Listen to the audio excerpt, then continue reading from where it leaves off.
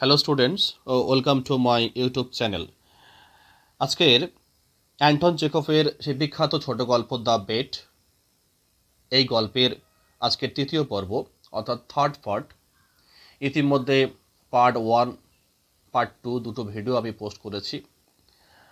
Part 2 ভিডিওতে যেখানে আমি শেষ করেছিলাম এই গল্পটি টেক্সট পড়া, ঠিক তার পর থেকেই এই গল্পের টেক্সটটি আজকের এই ভিডিওতে পড়ব। যেহেতু এই গল্পটি যথেষ্ট বড়, তাই এক দুটো পার্টে শেষ করা সম্ভব নয়। এই গল্পটি শেষ করতে অ্যাটলিস্ট 4টে পার্ট লাগবে বা 4টে ভিডিও লাগবে। আজকের এই থার্ড পার্টের পরে আরেকটি পার্ট আসবে, ফাইনাল পার্ট। চলো দ্বিতীয় পার্টে আমরা যেখান থেকে শেষ করেছিলাম ঠিক তার পর থেকেই পড়ব।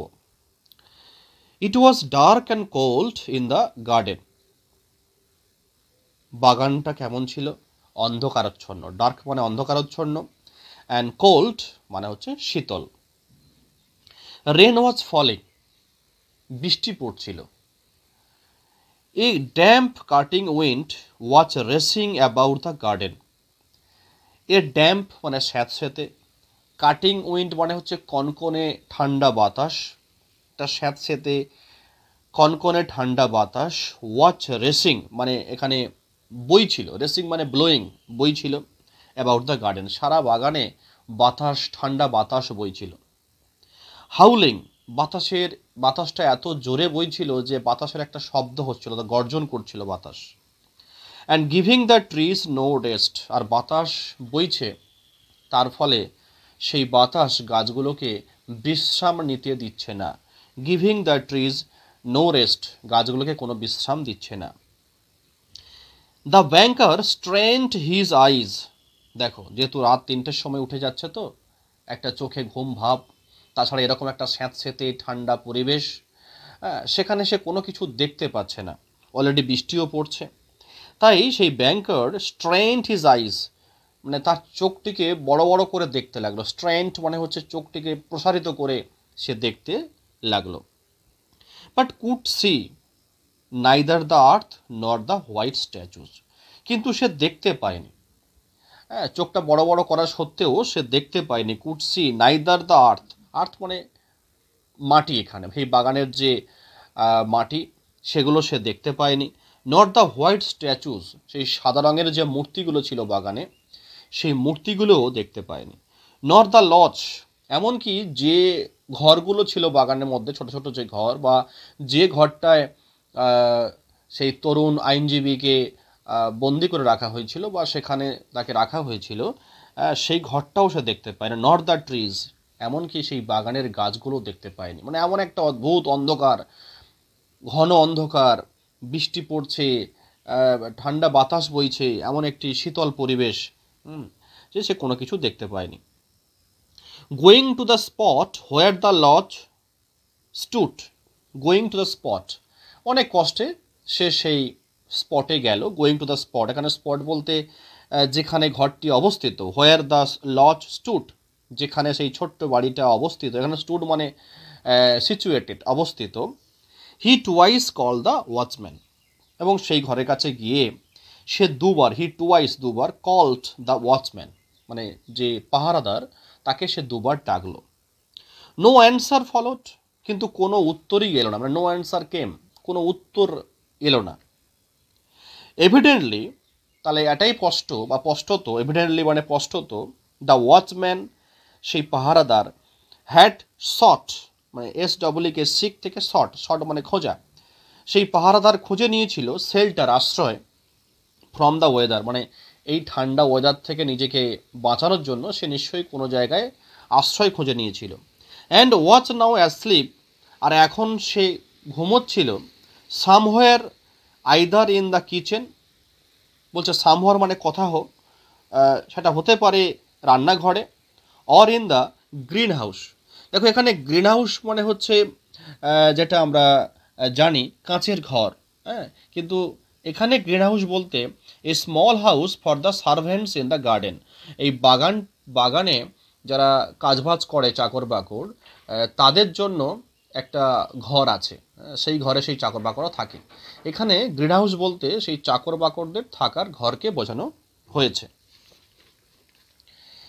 If I had the pluck to carry out my intention, দেখো যদি আমি সাহস করি, if I had the pluck, PLUCK, pluck মানে কারেজ, যদি আমি সাহস করে ক্যারি আউট মানে সম্পাদন করি, মাই ইন্টেনশন মানে আমার যে ইচ্ছা বা অভিপ্রায়, মানে এখানে সেই বৃদ্ধ ব্যাংকারের ইচ্ছাটা কি ছিল, যে উদ্দেশ্য কি ছিল, যে তরুণ আইনজীবীকে মেরে ফেলা।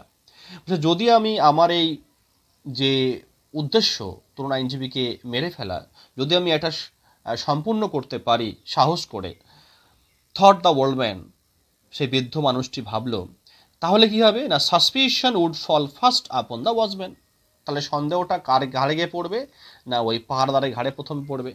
সাসপিশন মানে সন্দেহ, উড ফল পড়বে, ফার্স্ট প্রথমে, আপন দ্য ওয়াচম্যান সেই পাহাড়দারের উপরে। দেখো তোমরা একটা ম্যাকবেথ নাটক পড়েছো, ম্যাকবেথ নাটকেও ম্যাকবেথ যখন ডানকানকে অর্থাৎ রাজা ডানকানকে হত্যা করতে গিয়েছিল, তারা প্রথম ভেবেছিল যে এই যে ডানকান যে ঘরে ঘুমোচ্ছে, এখানে যারা পাহারা দিচ্ছে ওদের উপরেই প্রথমে দোষটা পড়বে, আর দোষটা দিয়েও ছিল তাই।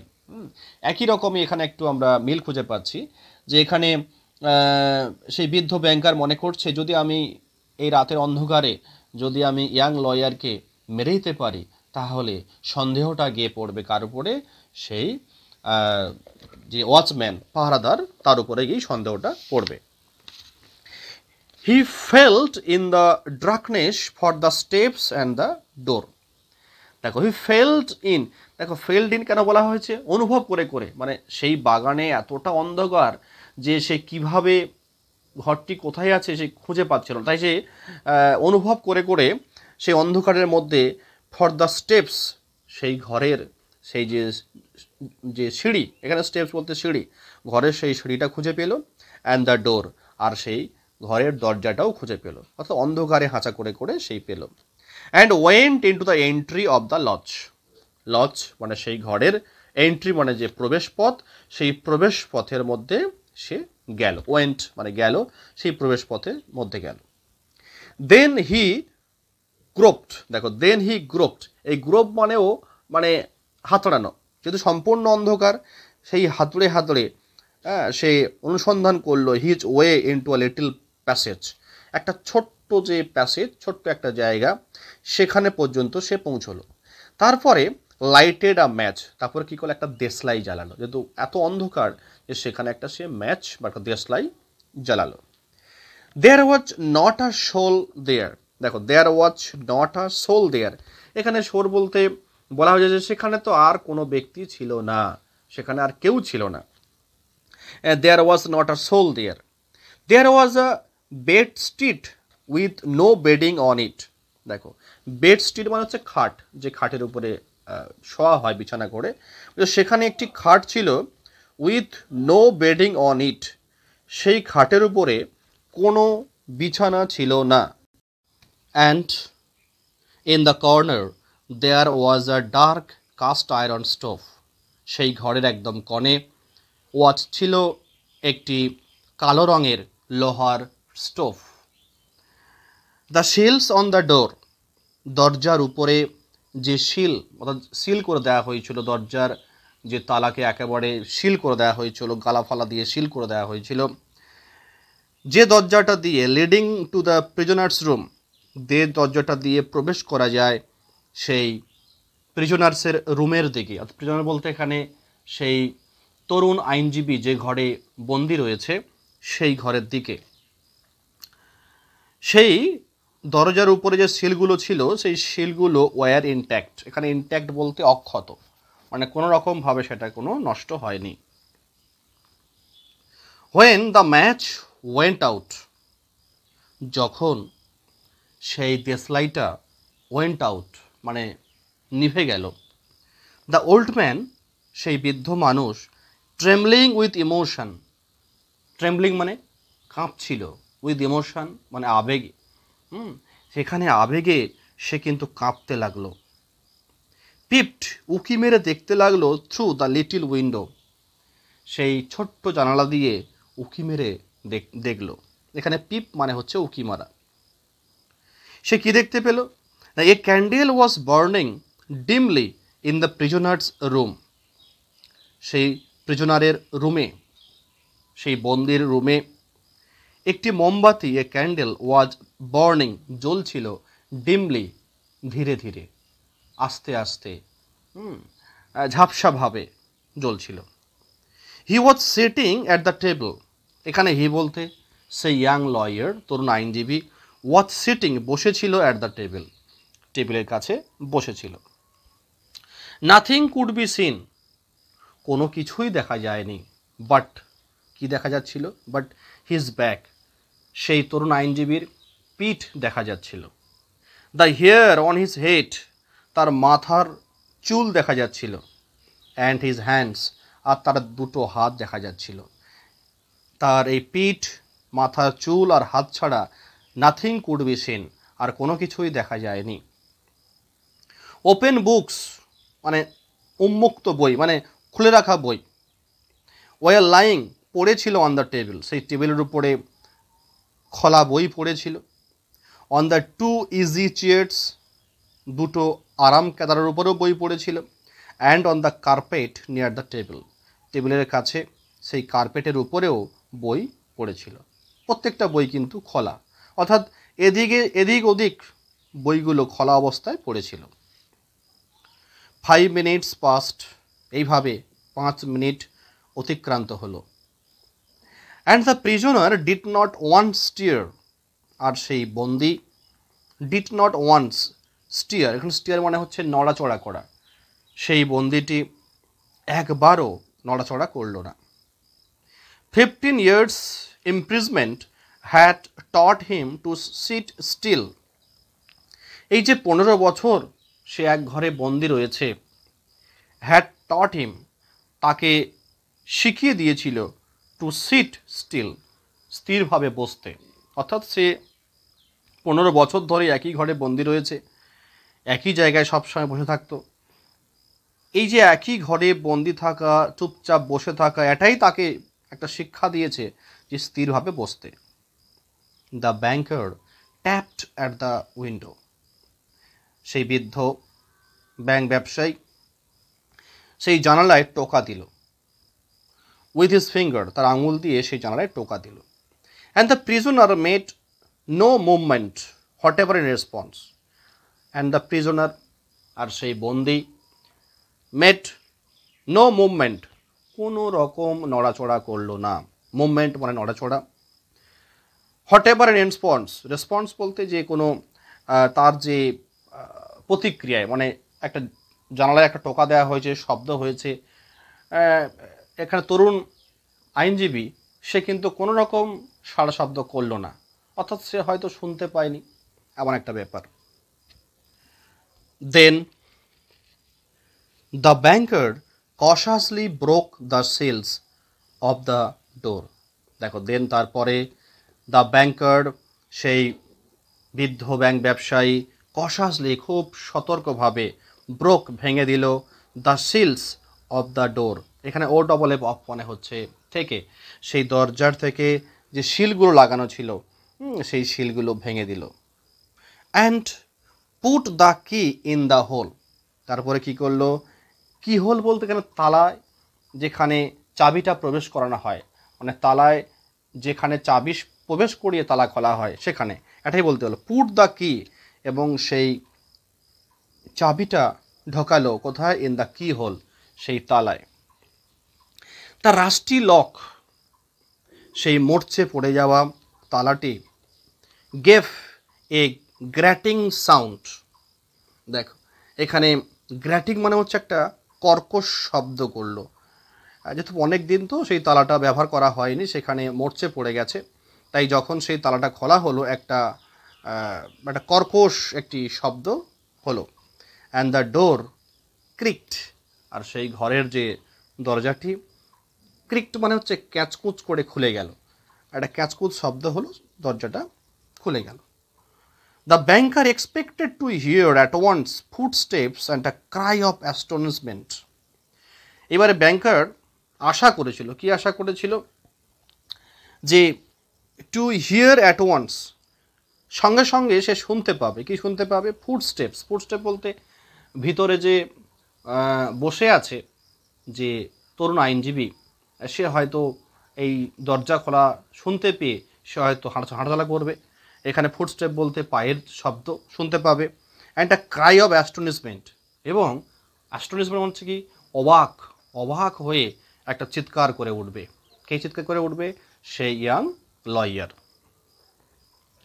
বাট 3 minutes পাস্ট, কিন্তু দরজা খোলার পরেও 3 মিনিট অতিক্রান্ত হলো। And it was as quiet as ever in the room, কিন্তু সেই রুমের ভেতরে পূর্বের মতো একটা নিস্তবতা বিরাজ করছিল। কোয়াইট মানে শান্ত, একেবারে শান্ত পরিবেশ ছিল।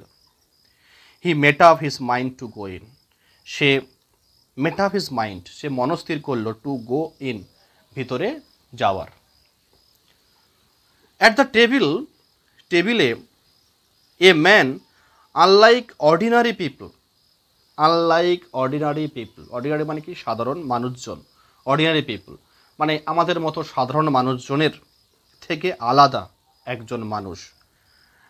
ওয়াজ সিটিং মোশনলেস, বসেছিল, মোশনলেস মানে কোনো রকম নড়ন চড়ন নেই, একদম স্থিরভাবে বসেছিল। সে কি হয়ে গিয়েছিল এই 15 বছরে? দেখো, হি ওয়াজ আ স্কেলিটন, সে হয়ে গিয়েছিল একটা কঙ্কালসার প্রাণী, তার শরীরে আর মাংস কিছুই ছিল না, একটা কঙ্কাল হয়ে গিয়েছিল, skeleton. With the skin, just তার গায়ে শুধু চামড়াটুকু লেগে আছে। Drawn tight over the his bones, বোন মানে তার কঙ্কাল হয়ে গেছে, জাস্ট সেই হাড়ের উপরে চামড়াগুলো জাস্ট লেগে আছে। Drawn tight over his bones. With long curls like a woman's, আর তার চুলগুলো কেমন হয়ে গিয়েছিল? লং কার্লস, লম্বা লম্বা কোঁকড়ানো চুল, লাইক আ ওমেন্স, একটা মহিলাদের মতো। অ্যান্ড আ স্যাগি বিয়ার্ড, আর কি ছিল? একটা ঝাঁকড়া দাড়ি। হ্যাঁ, স্যাগি মিনস হচ্ছে বলতে পারি লং আনটিডি একটা দাড়ি, একটা লম্বা লাল দাড়িগুলো বড় বড় হয়ে গেছে, সেগুলো হচ্ছে পরিষ্কার করা হয়নি, এমন একটা ঝাঁকড়া দাড়ি হয়ে গিয়েছিল। হিজ ফেস ওয়াজ ইয়েলো, তার মুখের রং হয়ে গিয়েছিল হলুদ রঙের। উইথ অ্যান আর্থি টিন্ট, দেখো আর্থি টিন্ট ইন ইট, আর্থি মানে কি একটা মেটো মানে মাটির যেমন রং, টিন্ট মানে কি একটা আভা, ইন ইট, আর তার সেই মুখের মধ্যে একটা মাটির রঙের মতো আভা দেখা যাচ্ছিল। হিজ চিক্স ওয়ার হলো, মানে সে এতটা রগা হয়ে গেছে যে তার গাল দুটো পুরো গর্ত হয়ে গিয়েছিল। হিজ চিক্স, তার গাল দুটো হলো, হলো মানে হচ্ছে গর্ত গর্ত হয়ে গিয়েছিল। His back long and narrow, আর তার পিঠটা লম্বা এবং সরু হয়ে গিয়েছিল, ন্যারো মানে সরু। And the hand on which his shaggy head was propped, আর তার যে হাতটি, অন হুইচ যার উপরে, হিজ স্যাগি তার সেই কি বলবো, তার যেই ঝাঁকড়া চুলোওয়ালা মাথাটি, সে ওয়াচ প্রপড মানে ঠেস দিয়ে রেখেছিল, অর্থাৎ টেবিলের উপরে টেবিলের উপরে হাতটা দিয়ে, আর সেই হাতের উপরে মাথাটা ভর করে সে সামনের দিকে ঝুঁকেছিল। তো সেই জন্য বলছে যে যে হাতটার উপরে তার সেই ঝাঁকড়া মাথাটা রেখেছিল, এখানে প্রপড বলতে আমরা বলতে পারি সাপোর্টেড, হ্যাঁ, বা সাপোর্টেড বলতে পারি।